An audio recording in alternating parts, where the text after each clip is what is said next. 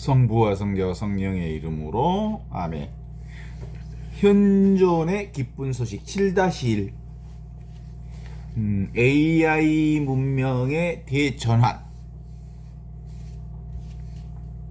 인류는 지금 또 하나의 거대한 문명 전환의 시기를 살아가고 있습니다.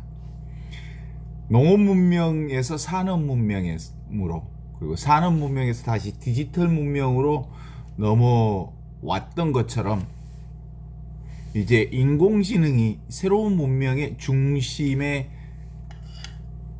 자리를 잡고 있죠. AI는 더 이상 하나의 첨단 기술이 아니라 인간의 삶과 사회를 새롭게 조직하는 문명의 기반이 되고 있습니다. 그래서 교육과 의료, 경제, 산업, 문화예술, 행정과 국방에 이르기까지 AI는 이제 모든 영역의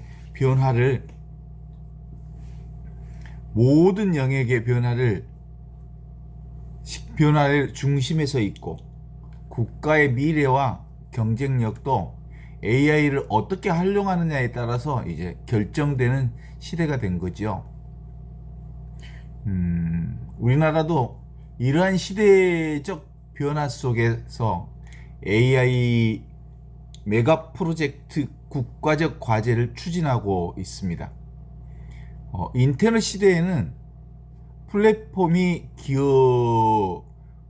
기업이 세계를 움직였다면 AI 시대에는 국가 자체가 하나의 거대한 플랫폼이 되어야 한다는 새로운 비전이 제시되고 있습니다. 교육과 의료, 복지와 행정, 산업과 문화가 AI를 통해 하나로 연결되고 그 성과를 국민 모두가 함께 누리는 새로운 국가 모델을 만들어야 한다는 것입니다. 이것이 새로운 문명 대전환의 단순한 경제 전략이 아니라 완벽한 새로운 문명 대전환의 방향을 모색하는 중요한 과제 중의 과제입니다. 그러나 여기에서 우리는 한 가지 아주 깊은 질문을 던지게 합니다. AI는 과연 무엇을 위해 존재하는가 하는 질문이죠. AI는 인간을 더욱 인간답게 만들기 위한 AI는 정말로 인간을 인간답게 만들기 위한 도구인가 하는 질문에 접하게 됩니다. 인간을 경쟁과 효율의 논리 속에 더욱 몰아가는 도구는 아닌가 하는 질문이 함께 만들어지고 있습니다. 기술은 스스로 선하거나 악하지 않습니다. 기술은 그것을 사용하는 인간의 의식과 가치관에 따라서 생명을 살리는 도구이기도 하고 또 생명을 위협하는 도구가 되기도 하죠. 그러므로 AI 시대의 가장 중요한 것은 기술 발전이 아니라 그 기술을 도구로 쓰고 있는 인간 의식의 성장이 가장 중심 주제여야 합니다. 바로 이 지점에서 복음은 우리에게 가장 근원적인 길을 보여주고 있습니다. 예수님께서는 병든 이를 치유하시고 죽은 이를 다시 일으켜 세우셨습니다. 그러나 복음이 강조하는 것은 기적 자체가 아니고요. 복음이 전하는 가장 큰 기쁜 소식은 바로 지금, 바로 여기, 바로 이 순간 살아계신 하느님께서 이와 같이 이렇게 살아계시면서 우리와 함께 계신다는 사실을 드러내 보여주신 거죠. 12해 동안 혈루증으로 고통받던 여인은 예수님의 옷자락에 손을 대기만 해도 구원을 받을 거라고 믿었죠. 예수님께서는 딸아, 용기를 내어라. 내 믿음이 너를 구했다. 이렇게 말씀하셨어요.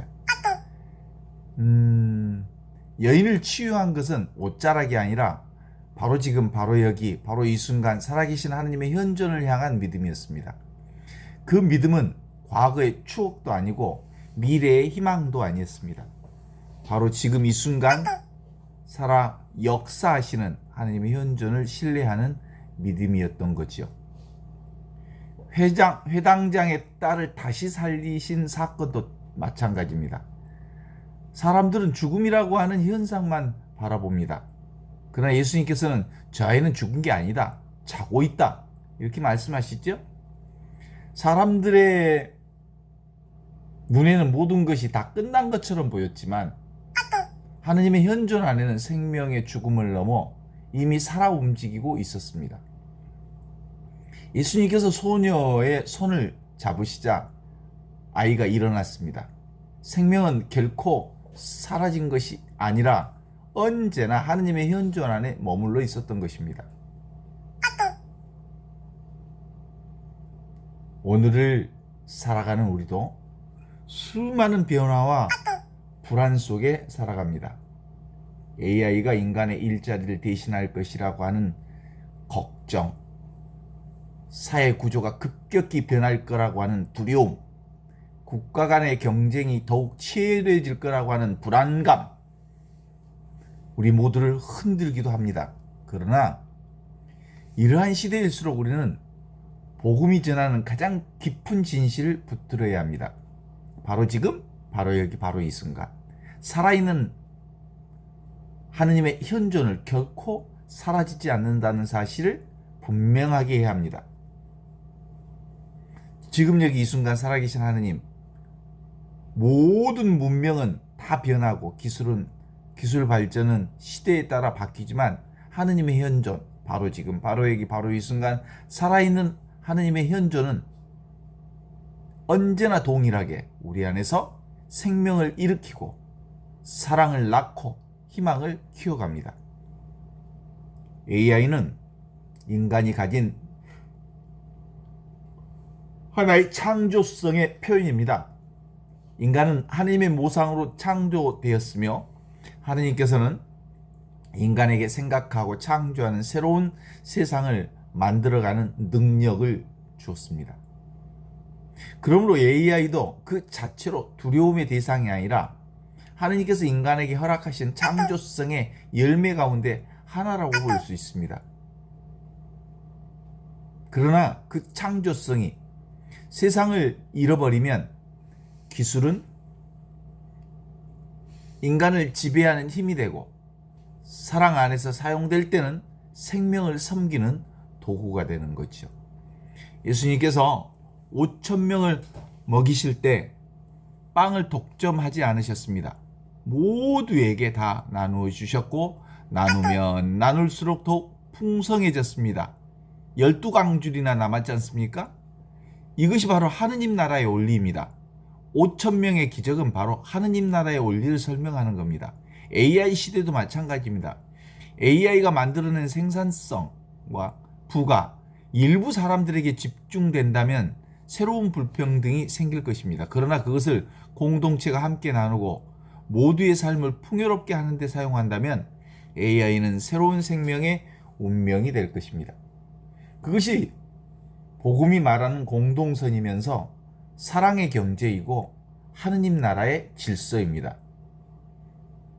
호세아 예언자는 나는 너를 영원히 나의 아내로 삼겠다 이렇게 선포하셨어요.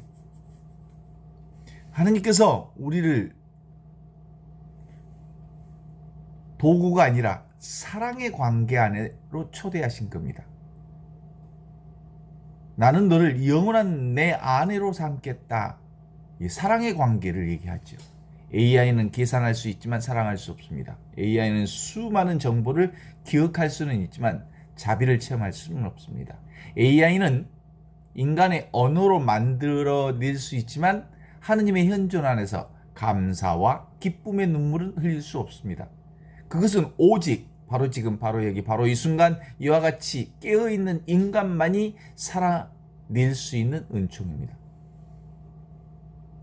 결국 미래 사회를 이끌어갈 가장 중요한 경쟁력은 AI가 아니라 바로 지금, 바로 여기, 바로 이 순간 이와 같이 살아있는 하느님의 현존, 깨어있는 인간입니다.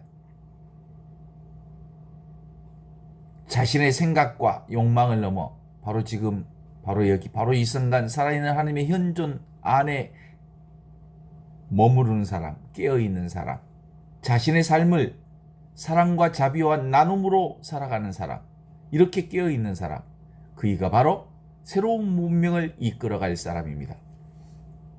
시편은 이렇게 노래합니다. 주님은 너그럽고 자비하시네. 이 말씀은 단순한 전례 후렴이 아닙니다. 우리가 숨쉬는 순간마다 고백해야 할 노래입니다. 주님은 너그럽고 자비하시네. 내가 숨쉬는 것도, 걷는 것도, 사랑하는 것도, 용서하는 것도 모두 지금 여기 이 순간 살아계신 하느님의 현존 안에서 이루어지는 은총이요, 축복이요, 사랑입니다. 대한민국이 AI 강국이 되는 것도 중요합니다. 그러나 그보다 훨씬 더 중요한 것은 현존의 나라가 되는 것입니다. 사랑의 나라가 되는 것입니다. 사랑과 연대로 함께 공동선을 사랑하는 나라가 되는 것입니다. 기술이 사람을 섬기고, 경제가 생명을 살리고, 정치가 공동선을 실현하여 문화가 인간의 존엄을 드러내며 모든 국민이 서로 형제 자매로 받아들이는 사회가 될 때 AI 문명은 비로소 참된 희망의 문명이 될 것입니다. 오늘도 살아계신 하느님께서는 우리의 숨결보다 더 가까이 우리 안에 머무십니다. AI가 아무리 발전해도 하느님의 현존을 대신할 수는 없습니다. 모든 지혜의 근원이시고, 모든 창조성의 근원이시고, 모든 생명의 근원이신 하느님께서는 지금도 우리의 역사 안에서 새로운 길을 열어가고 계십니다. 그러므로 우리는 두려움으로 미래를 맞이하는 사람이 아니라 바로 지금, 바로 여기, 바로 이 순간 살아계신 하느님의 현존을 신뢰하면서 새로운 문명을 함께 창조해가는 사람이 되어야 합니다. 그 현존 안에서 AI는 인간을 지배하는 기술이 아니라 인간과 세상을 더욱 아름답게 섬기는 사랑의 도구가 될 것입니다. 그리고 바로 그 길이 AI를 살아가는 우리 모두에게 주어진 새로운 복음이면서 오늘 또 끊임없이 울려 퍼지는 현존의 기쁜 소식입니다.